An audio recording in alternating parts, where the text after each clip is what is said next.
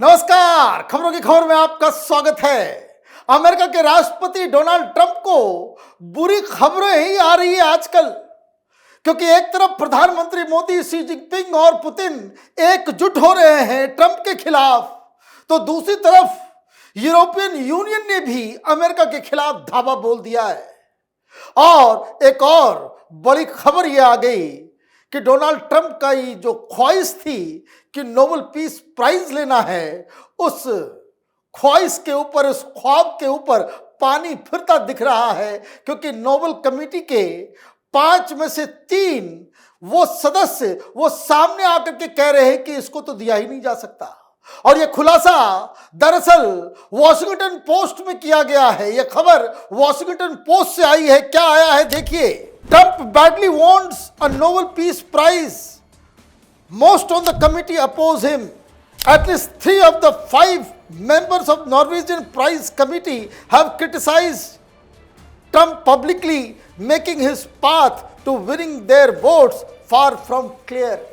5 सदस्य होते हैं, 5 में से 3, अभी मैं बताऊंगा उन तीनों ने क्या क्या कहा है, और 2 जो बच गए उसके बारे में अनक्लियर है। उन्होंने अभी तक अपना रुख साफ नहीं किया है। बाकी लोग पब्लिकली क्रिटिसाइज कर चुके हैं। क्या खबर आई इस पे? Big news is coming from Nobel peace prize committee. Report से 3 out of the 5 members of the committee are opposing Donald Trump's bid for the Nobel Peace Prize 2016. The Nobel Committee members have raised serious concerns. They point to issues related to democracy, media freedom and human rights under Trump's leadership. With a strong opposition already inside the Nobel Committee, the road ahead looks very tough. है, जब 5 में से 3 ने विरोध कर दिया, अब कैसे मिलेगा? और बौखलाए हुए हैं डोनाल्ड ट्रंप की ये कैसे ऐसे हो सकता है? कई सारे कारण हैं। पूरा यूरोप इनके खिलाफ जा रहा है, क्योंकि मालूम चला कि ग्रीनलैंड के ऊपर कब्जा करने के लिए वहां पे CIA के एजेंट्स को भेज दिया। डेनमार्क के कब्जे में है ग्रीनलैंड। डेनमार्क ने उनके एम्बेसडर को बुला करके डांट लगाई, कहा कि ये क्या करवा रहे हो तुम लोग। वो बाकायदा पूरी दुनिया में वो दादागिरी के आधार पे अपनी धाक जमाना चाहते हैं, और पूरी दुनिया अब धीरे धीरे खिलाफ हो रही है। SCO की मीटिंग जो चीन के अंदर चल रही है, ऑलरेडी अमेरिका के पब्लिकेशंस बता रहे हैं कि ये तो अमेरिका को तबाह और बर्बाद के रास्ते पे लेकर के जा रहा है। ये ट्रंप दोस्त दुश्मन बन रहे हैं, और जो आपके नेटो एलाइज हैं वो भी आपके खिलाफ जा रहे हैं। यूरोप ने भी कह दिया है कि जिस तरीके से ट्रंप ने यूरोपियन कंट्रीज के ऊपर टैरिफ लगाने की दुस्साहस की है, पूरे यूरोप को भी अब अमेरिका के खिलाफ रेसिप्रोकेटरी टैरिफ लगाना चाहिए और इसका मुकाबला करना चाहिए। और यह हिम्मत वो इसलिए आ रही है, उनको भी लग रहा है कि जब हिंदुस्तान ये ट्रंप के खिलाफ खड़ा हो सकता है, मोदी उसके फोन को रिसीव नहीं कर सकते, हम लोग कौन से इस तरह के एहसान में दबे हुए हैं कि ट्रंप की दादागिरी हम झेलते रहे। कई सारी बड़ी खबरें आ रही है, लेकिन जो सबसे प्यारा था डोनाल्ड ट्रंप के लिए, जिसके लिए पता नहीं लोगों को बुलाकर, मुनीर को बुलाकर, अजरबैजान को बुलाकर, आर्मीनिया को बुलाकर, थाईलैंड, कंबोडिया, तमाम तरह के देशों के, ये छोटे छोटे देशों के राष्ट्राध्यक्ष से वो पैरवी करवा रहे थे कि नॉमिनेट करो नोबेल पीस प्राइज के लिए, उसमें तो वो हारते हुए नजर आ रहे हैं। क्योंकि वो जो कमिटी, 5 लोगों की कमिटी जो नॉर्वे के पार्लियामेंट के द्वारा तय की जाती है, उनका नाम आ गया, और उन लोगों ने साफ साफ मना कर दिया है। 5 में से 3, मतलब इनके लिए अब कुछ भी दिख नहीं रहा कि इनको नोबेल पीस प्राइज मिलेगा। क्या क्या ऑब्जेक्शंस उठा रहे हैं? तो सबसे पहले जो इस कमिटी के चेयरमैन हैं, उनका बयान सुनिए, उनके बारे में क्या आया।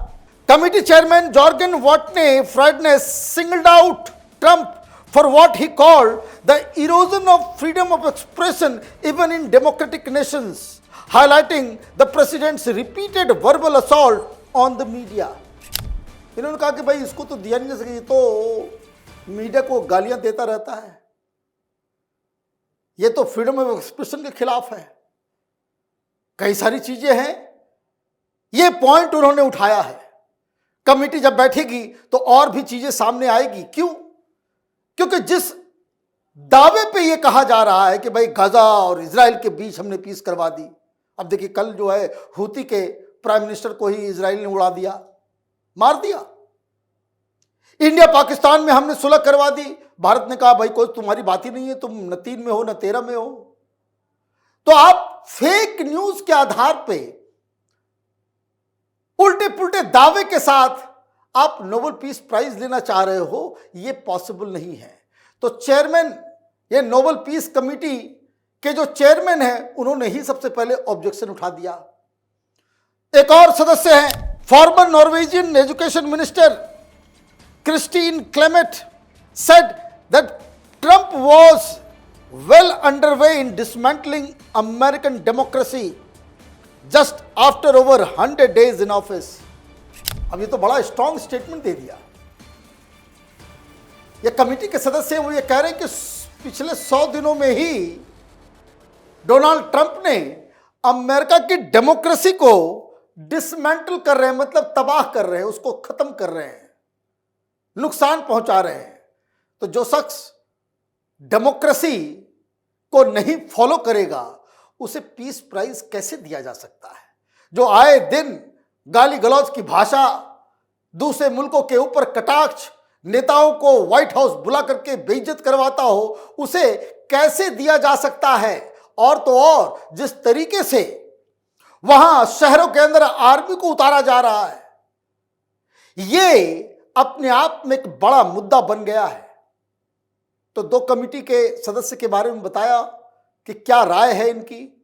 तीसरा सुनिए, another committee member grey Larsen posted that Trump was putting millions of lives at risk with cuts to foreign aid and later mocked his campaign slogan with a Make Human Rights Great Again hat. अब वो लाल टोपी पहन के चलते हैं ना, make America great again, मागा। अब ये कह रहे हैं कि ह्यूमन राइट्स को ग्रेट अगेन बनाओ। तुम्हारे प्रेसिडेंसी के अंदर लोगों के ह्यूमन राइट्स को कुचला जा रहा है, इसलिए भूल जाओ, ये नोबेल पीस प्राइज आपके लिए नहीं है। दिक्कत क्या है? सबसे बड़ी समस्या, एक तो झूठे दावे करके आप ये कह रहे हो कि you are a peace maker. Number 2, जो सबसे बड़ी समस्या वो ये है कि आप पीस मेकर कहते हो और आप ही सामने आकर के ये कह रहे हो कि हमने B-2 बॉम्बर को ईरान के ऊपर, वो भी न्यूक्लियर फैसिलिटी के ऊपर हमला करने का आदेश दिया।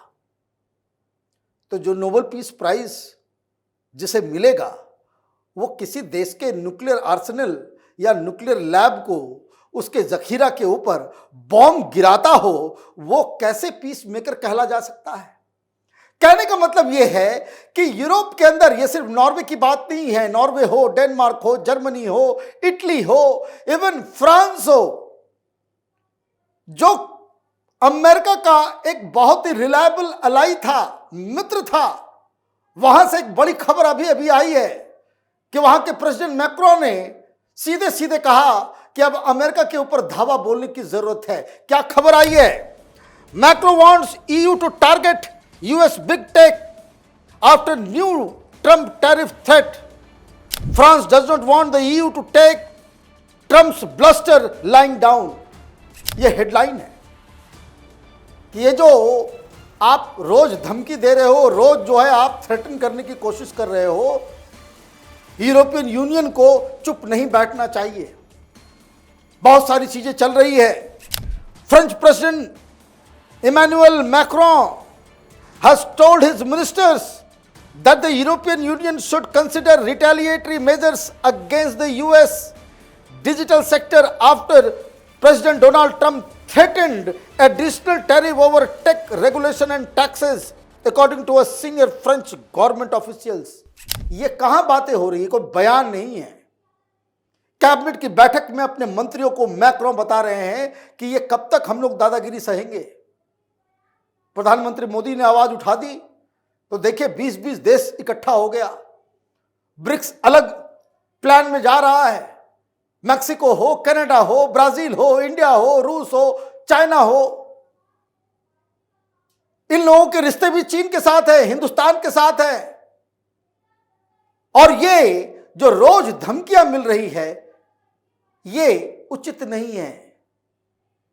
हम कब तक बर्दाश्त करेंगे? मतलब ये कि डोनाल्ड ट्रंप ने 50% हिंदुस्तान के ऊपर टैरिफ लगाकर यह सोचा कि हिंदुस्तान को वो आइसोलेट कर देंगे, यूरोपियन यूनियन उनके साथ खड़ा हो जाएगा, कोई भारत के साथ खड़ा नहीं होगा। लेकिन आज स्थिति यह है कि प्रधानमंत्री मोदी की चाणक्य नीति की वजह से आज पूरा विश्व इस डोनाल्ड ट्रंप के खिलाफ खड़ा हो गया है और रिटेलिएट करने की हिम्मत, उस तरह के बयान देने के लिए ये लोग मजबूर हो रहे हैं।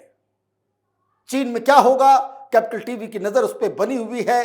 कब डोनाल्ड ट्रंप के 3 चुनौतियां, चाहे वो रूस हो, चाइना हो और इंडिया, प्रधानमंत्री मोदी, शी जिनपिंग और प्रेसिडेंट पुतिन, ये तीनों एक साथ कब आएंगे, उससे क्या मैसेज जाएगा, इस पे हमारी नजर बनी हुई है। आप देखते रहिए कैपिटल टीवी। हमारे वीडियोस को लाइक कीजिए, शेयर कीजिए और हमारे चैनल को सब्सक्राइब कीजिए। धन्यवाद।